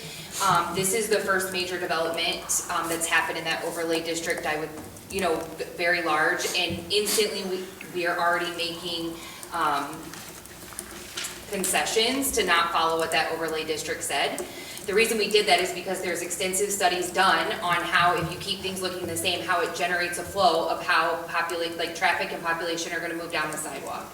By not sticking with that flow, we're not following in what the idea was on how the downtown district is supposed to look. So instantly we have a development kind of going with something is better than nothing. We're already like bending our own rules that we made to just concede because something is better than nothing. When half this board was elected 4 years ago, our very first thing that we did as trustees was do the groundbreaking on the hotel. You know, I myself personally have defended the KBD group in several social situations on social media, defending the things that I believe were told to me that would happen. I have been in several arguments, and now I kind of feel that I look unintelligent because the promises that we have made to the constituents of this town, we are now going back on, and it is not happening. I too don't know that I believe that a hotel would happen, and maybe I could be okay with that. You know, like I could see something different and possibly be okay with it, but I do think that everything needs to have sales tax generation. This site plan, I don't feel like follows the overlay district. It doesn't follow the comprehensive plan, and I don't think it follows our mission to create the sales tax. So I don't know that I could vote in favor of this site plan as it sits today. As Trustee Kazam says, it's been 4 years, and these buildings are sitting, as Trustee Williamson said, empty, vacant. Nothing's happening, and I hate to sound like one of the people, but we got to get something in there, and I know you guys don't like to hear something better than nothing, but we got to get something started up there. Otherwise, there will never be the hotel. This stuff of phase one has to be done to even have phase two. And whether or not they actually make it to phase two, I don't know. I'm not in their shoes, but I know it's not going to happen if we don't approve this tonight. So that's where I sit on that. I mean, I'm sorry if it doesn't agree with the site, the vision and everything, but we got to get some work done up here. I hear from people all the time, what about this hotel they're supposed to get up there? And I said, well, I don't know. I mean, I've been dancing around the subject with people I know, and I tell you, it's a hot topic. It's starting to get people are getting a little tiresome talking about it, and I think we're wasting time, and we just need to get this going. So, anybody else? Yeah, just a few last comments. I agree, Trustee DeVore, that I too am frustrated with the lack of progress. I too, 4 years ago, participated in the groundbreaking. I regret my role in giving credibility to the grandstanding, because I think if you break ground, how do you break ground and then not do anything? Right? Break ground is when you break ground, and yet 4 years later, here we are, and there's nothing. So I too am frustrated. I too don't think there's ever going to be a hotel. You know, now we're talking about 2024 before a tenant gets in, with no phase two deadline. So assuming it's 3 to 4 years after that, we're approaching a decade since groundbreaking. Practically speaking, I'm not a developer, but I don't know how many break ground and 10 years later expect to see a building go up. So I'm frustrated, as many of my constituents are, many of the people in the Heights are. When you promise something in the heart of someone's town, especially a small town, they notice when it doesn't happen. And for some reason, the coming soon signs are still up, which I can't understand. But I've heard complaints about that myself. yeah, I mean, if we know the lofts aren't going up, if we know the atrium's not happening, I can't explain why the coming soon signs are still up. We know one of the other projects that are stalled is the Al Frisco project. That's still on the website, if you can understand that. So there's just a lot of, seems there's more grandstanding and more, hey, here we are, than there is actually getting stuff done. And I think that's what irritates a lot of people the most. But that's all I have to add. I agree with what was just said. I'm the newest board member here. I wasn't here when all this started, and so I'm coming in late. I probably am missing information that I should have. But from my perspective, I'm hearing that we're going to have people in here. This renovation is going to be done, and correct me if you said August 23. This renovation is supposed to be done. 24, August of 23, the renovation is supposed to be done? Right. Okay. Do we have an assurance of that of any kind? Is there a document that says that's what's going to happen? No? I mean, I don't know. I mean, honestly, the volatility of this construction market, anybody trying to give a guarantee on the delivery of any material or equipment, I've witnessed it where a construction manager will not sign an agreement with the client to say that. Okay. It's just unpredictable. I understand that, you're more versed in that than I am, but I see other construction going on and getting done. And so from my perspective, and I think from Brandon's perspective, it's frustrating. I sat in the audience 4 years ago. It's frustrating to see, as we've heard, nothing getting done. That's what it looks like. That's what it appears as. And there's no assurances that anything's going to get done. And I think that Trustee DeVore, Trustee Kazam have also backed that up in the sense that we're not sure we're going to see a hotel. We asked for a hotel, we don't know. We don't know. And I understand that you can't say, well, on this day and this date, the hotel's going to open. But from our shoes, we don't see anything. After all this time, we don't see anything. Sure. When I've seen other development in Peoria Heights happen. And that's I guess, this point that I would make as the newest guy up here. I would like, this is me just observing what's been going on with KDB Group in Peoria Heights and KDB Group in Peoria over the past years. And as far as the grandstanding with little progress, I can understand how the village, from the village's seat, looking at the village itself and the projects that have been purchased and the Betty Jane being delivered, that you may see little progress. From the KDB standpoint, with the Betty Jane, the Scottish Rite, and San Cody, 1840 Ranch, and I understand these are things that are outside of the village of Peoria Heights, but I believe the KDB Group has done more than any other developer that I know in town in this time frame. So while I know that a lot of projects have been announced that have not moved forward, I do still believe that they have been doing more than anyone else, and that others may know more about what's going on in the development world in the Peoria area, but I think I don't know, I've told people that I think, they open 3 projects, 3 businesses simultaneously. Most people open one business and devote their life to that one business, and I think they have a lot going on.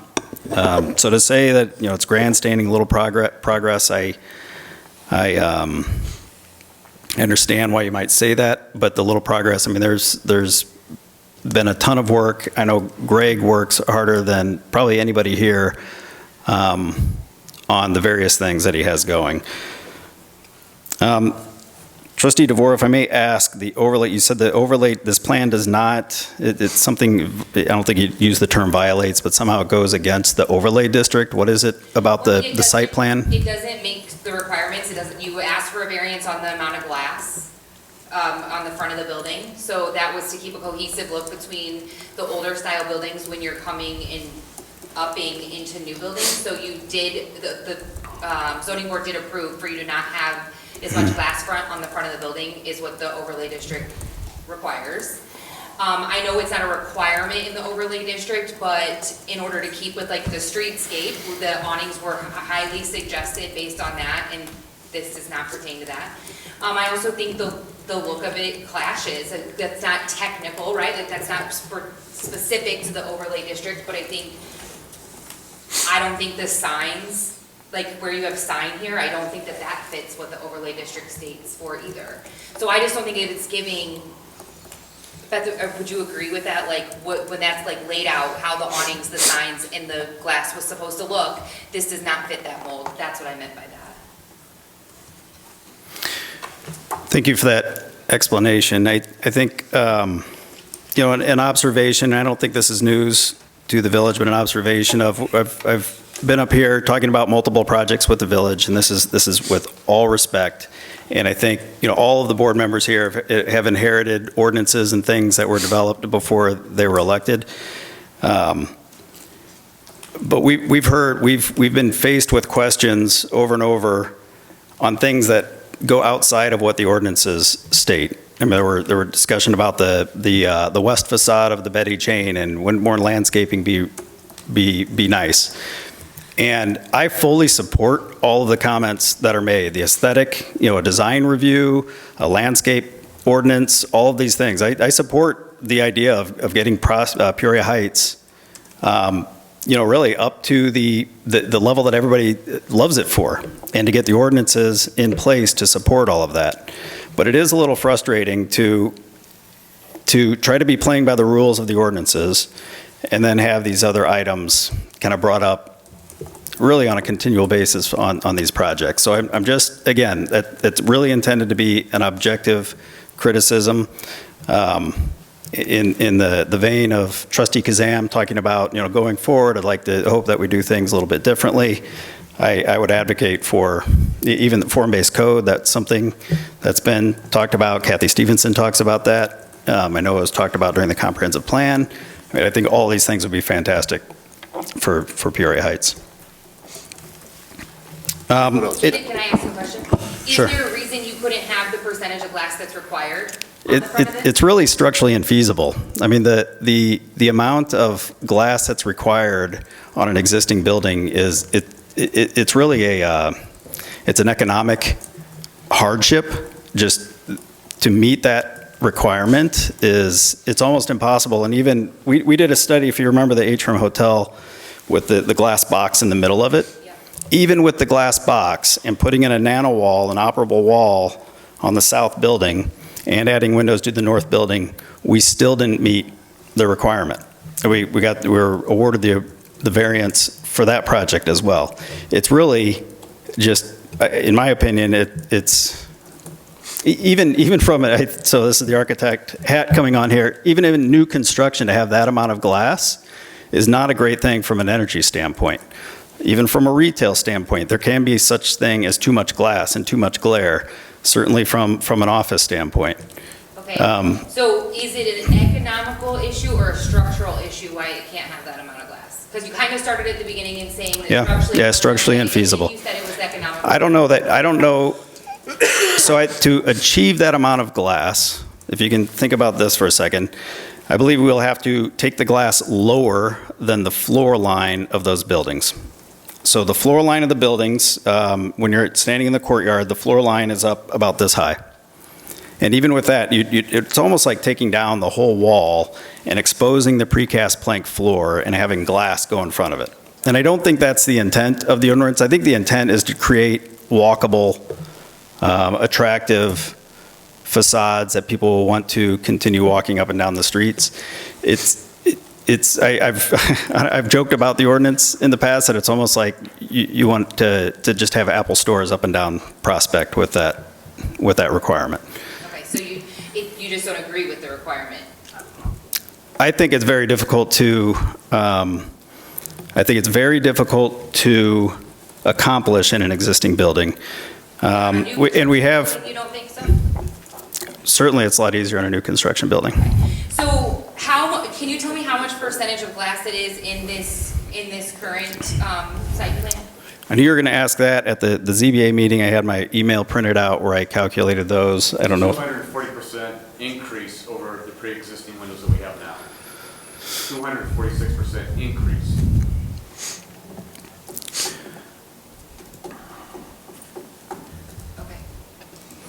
The last bit about the frustration, I'm not in your shoes. I can't appreciate, though. I can empathize and understand the frustration involved. I've been working on the hotel on this site for years as well, and I love the original concept of the hotel with the glass box. It was incredibly cool, and would have loved to have visited that place. And I'm frustrated too, but at the end of the day, I think this design is great, but at the end of the day, it's not my call. I'm just the architect for the owner. They're the ones taking the risk. They're the ones spending the money on the project. And, I can be as frustrated as I want to be, but, Greg's probably it's not going to matter too much in his decision-making how frustrated I am over any changes. All right, do you have anything else to add? We're going to try and bring this to a close. Anyone else here have anything? I will say something, Mr. Mayor, thank you. So I've heard a lot of people saying, and I agree, there's some thoughts on whether this hotel will happen, serious doubts that this hotel will happen. I have those doubts too. I'm, as far as frustration and, whatever, yeah, I'm frustrated. I'm frustrated we have to be here and talk about this. This couldn't have been resolved without this meeting, but we're here. And so what that means is we're concerned that no hotel is going to go there. So what we're going to do is deny a potential development for that reason, because we're concerned that a hotel won't go there. So now we're going to deny a development that was going to happen, because maybe then a hotel might happen. It just seems odd. I have a hard time following it. I just think that we put a lot of faith into what the future may hold. We talked earlier tonight about bringing these bonds down, getting these bond rates down because of the economic headwinds that we're facing, interest rates going up. And we're going to potentially deny a development for the hope that a future development might happen amidst the growing economic storm. I looked at the comprehensive plan. I brought it with me tonight. I looked for Atrium Hotel. I found it once. There's a diagram, page 105, and it talks about Atrium Hotel. It also talks about a parking garage. It talks about a office building, multi-family residential buildings, single-family attached homes. I love this document. I think this is a great plan. This is a plan. This is what we should be striving for. But none of this is there. And we've got a developer who wants to have something. He wants to develop. And is not selling out the opportunity for future development. I think that we're chasing an idea when we're placed with reality in front of us. And I don't want to chase that away. One question I have of council. If the motion fails tonight, is that it for remedies for this petitioner? Remedies, I mean, there's always legal remedies, you can always go to court. But a different site plan, a different use, it doesn't mean that this property can never be developed. This is not the final word on development of this property, if that's what you're asking. Okay. If a site plan fails for a particular reason, address the reason, come back. There's no double jeopardy. It's not like you can only apply for one site plan for a particular parcel, and if it fails, nothing can ever happen on that parcel. That's not at all the intent of our ordinance. Okay. And we talked about the existing site plan for this parcel already. It already has a variance on the existing site plan for the window issue. Is that correct? The ZBA just in October approved the variance for the glass front. For this particular site plan? Okay. And then on the previous site plan that was already proposed for this particular property? I think you're testing my memory, Okay. and I appreciate that. I believe we did, Okay. but don't hold me to it. Okay. Thank you. I also want to get to the vote, and so we will do that soon, but I just want to say one thing. I encourage development. I mean, I love development. I think it's fantastic, and I don't want to discourage this particular developer from development. But they own a tremendous amount of property in our village, and it just is confusing to me why they've already had expressed the cost in asbestos abatement. They've said they have to dig a basement. They need to do all this stuff to retrofit an existing building when they own a very nice, clean piece of land where the Gray Boy Lofts used to sit. They can put their office tenant, 16 employees, in need of 4,500 square feet with prospect frontage there for less cost. Why here? My question is, why here? And the thing that frustrates me is, by making that decision, you're hindering the opportunity of a hotel. No, I appreciate that, and the reason we didn't do that, because of the Treskers. We would block the sight line from Treskers and no one would see Treskers. Both Jeff and Martha were very vocal about that. That's why we didn't do it, plain and simple. With a one-story building? No, I thought you were talking about putting the hotel there. Yeah, I mean, if this was... And the hotel would totally block me, you wouldn't even see them. I'm suggesting, why wouldn't you put your financial firm there? I mean, you're putting all this money into white enveloping two existing buildings for a tenant that you have an LOI for and a potential tenant. But your office tenant needs 4,500 square feet of office space. I mean, you could start a phase one of a mixed-use building on the Gray Boy Loft rather than taking away the opportunity to have a hotel at the Prospect Mall property. Sure. The location of where the Atrium Hotel is going to be, it's always been the same model that we have since day one. Restaurant on the south side, businesses on the right or the north side. So that's never changed. We have not changed from our original site plan from day one. But they were retail businesses. No. Okay. They were always a restaurant on the south side. The north side could have been a spa or other mixed use and business. Okay. Okay. Anyone else? All right, I'm going to call the question. So, council, there is the motion by trustee Kazam to approve. A yes vote, in essence, agrees with the ZBA and would deny the development on this. Well, and that's what we talked about, because the ZBA technically came to this board with recommendation for approval of the site plan, even though that recommendation was contrary to our ordinance. So when trustee Kazam made the motion to approve, to me, I would like to see somebody make an amendment to clarify exactly what you're voting on, because I think there is enough doubt that it would make sense to amend that motion to just straight up approve the site plan or deny the site plan, without respect to what the ZBA did. The ZBA made a recommendation to you. You're absolutely going to consider that recommendation, but I think the motion should be consistent with our ordinance to approve the site plan or deny it. Period. Period. Would it be easier for the maker and the seconder of the motion to just withdraw their motions and make a new? I think she can, or anybody can make an amendment. I'm sorry, this is very confusing, and I apologize.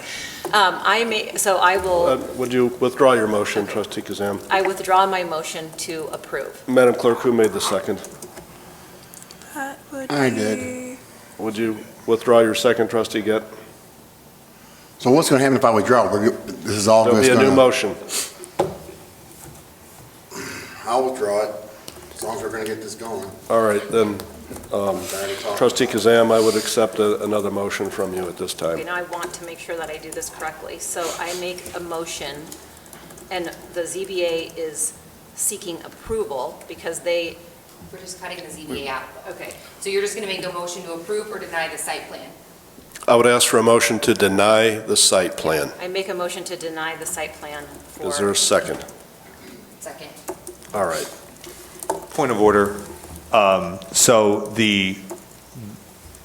We are here to talk about the recommendation of the zoning board, and it's unclear to me what their recommendation is.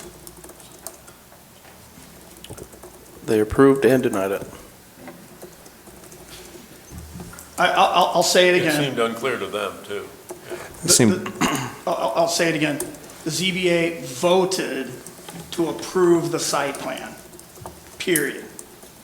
My point of clarification on that is that their votes on the standards that are required in order to approve a site plan, one of those standards failed.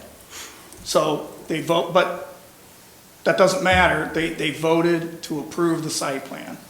So you have the ZBA saying this does not satisfy the criteria that a site plan must satisfy for approval, but we vote to approve it.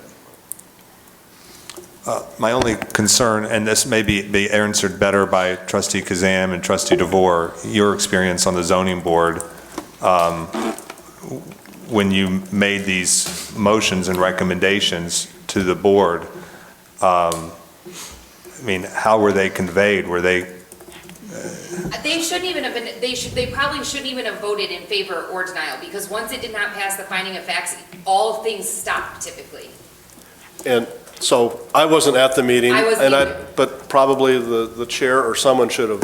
There was a procedural error. Would you not agree, counsel? Yes, arguably yes.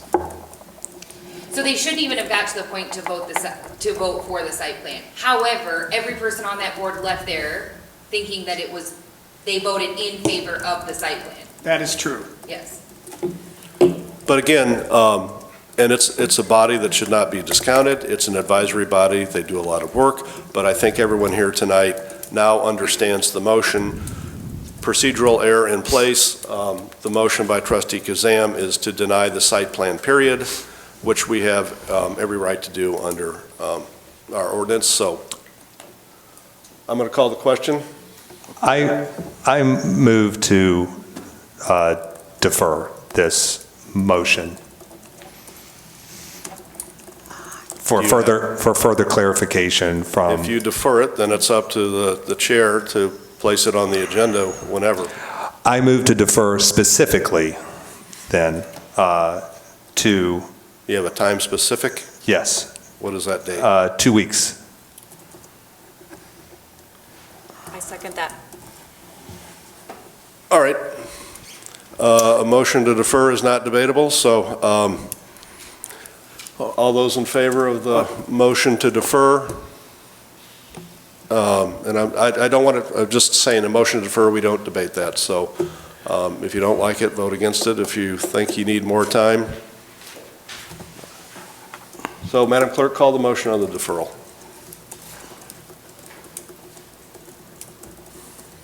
Trustee DeVore? Aye. Trustee Gatt? Nay. Trustee Kazam? Aye. Trustee Goff? Aye. Trustee Wigginton? Aye. Trustee Weisenberg? Aye. All right, so it's deferred for 2 weeks. We're still under economic and community development. Trustee Kazam? I think that's everything, Mayor. All right. I think we covered just about everything tonight under that. Next is Public Works. Trustee Goff, we have an action item, authorization of 2022 Puat's dues in the amount of $2,780. I would ask for a motion to approve. Yeah, I would make a motion to approve the Puat's dues. Is there a second? Second. Okay, go ahead, Mark. This is just our standard dues payment to Puat's. They help us a great deal with grants and a lot of organization, MFT and such. The reason that we're voting on this, as I understand it, is that the state requires us to. That normally we wouldn't vote on dues that we pay, but the state wants to see the paperwork on it, so that's why it's up before us now. All right, any questions? Madam Clerk, call the roll. Trustee DeVore? Aye. Trustee Gadd? Aye. Trustee Kazam? Aye. Trustee Goff? Aye. Trustee Wigginton? Aye. Trustee Weisenberg? Aye. All right, that passes. Trustee Goff, anything else under Public Works? Not at this time. Superintendent Chandler, I won't wake you up over there. So. No, that's fine. I would like to, if anybody hasn't noticed, the Rock Island Trail is back open.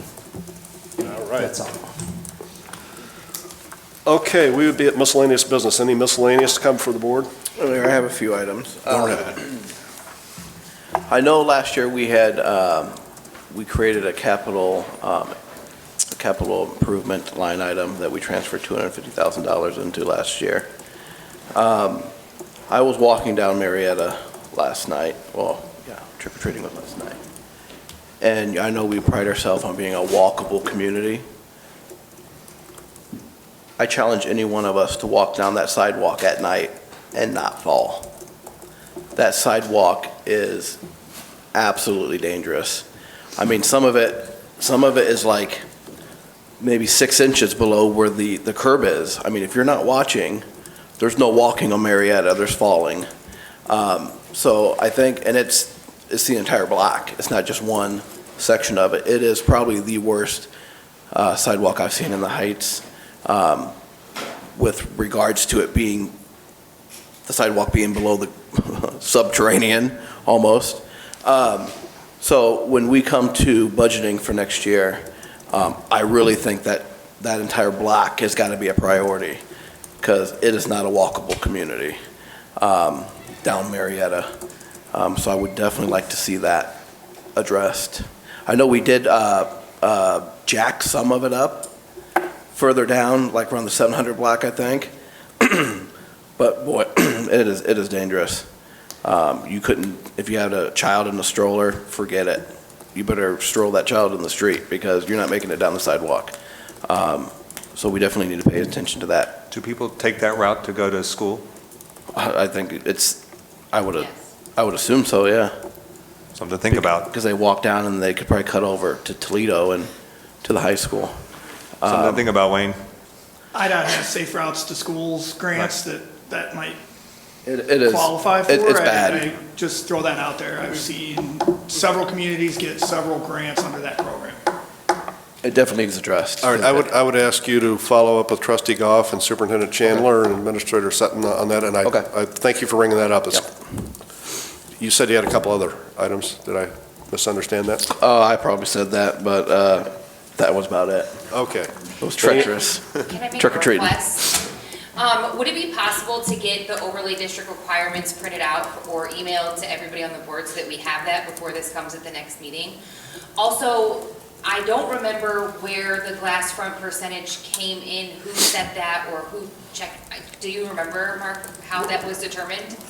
I don't remember how we determined the exact percentage, but I remember the discussions, and it's clearly in the ordinance at 75%. I think if you ask Kathy Stevenson or Tessie Buckler, they will know. Okay, I just want to, I just need more, I think the whole board needs more clarification on that, so I would like to have what the regulations are for that overlay district before we enter into this conversation again. Thank you. Any other miscellaneous? And can we talk about the reason we deferred in miscellaneous? Because we're going to reconvene in 2 weeks, but I'm not really sure what we're deferring. Dialogue. I'm not sure that'd be a good idea, Council. I'm not looking to pin this on you, but every decision we make is going to have consequences, and there could be legal consequences either way. So I don't think, if you disagree with me, Council, tell me. No. All right. Okay. And I will say this, Mr. Mayor, I just need to reach out to various people on the zoning board to get a good idea of where their stance is, and I think this additional time will help. I think that's enough. Yeah, thank you. All right, that's enough. We've already covered all that. Anything new under miscellaneous? Trustee Gett, Make a motion to adjourn. is there a second? Second. All those in favor? Aye. Those opposed?